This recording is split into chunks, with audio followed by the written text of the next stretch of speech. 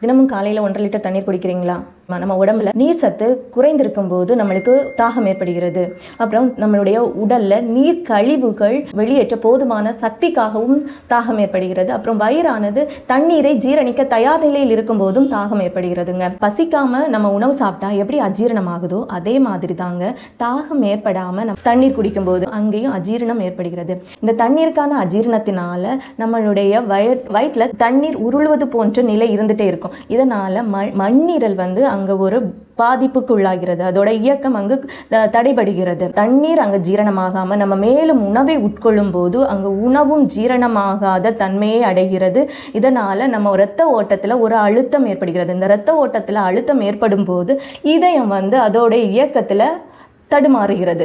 தாகம் ஏற்படாம தண்ணீர் குடிக்கும்போது இந்த நிலை தொடர்ந்துட்டே இருக்கும்போது சிறுநீரகத்தையும் இது பாதிப்புக்குள்ளாகிறது. உங்கள் நிறுவனத்திற்கு வாழ்வியல் பற்றிய பயிற்சி தேவைப்படுகிறது என்றாலும் எங்களை தொடர்பு கொள்ளுங்க. உங்களுடைய ஆரோக்கியம் மேம்பட அக்கு சிகிச்சை தேவைப்பட்டாலும் எங்களை தொடர்பு கொள்ளுங்க.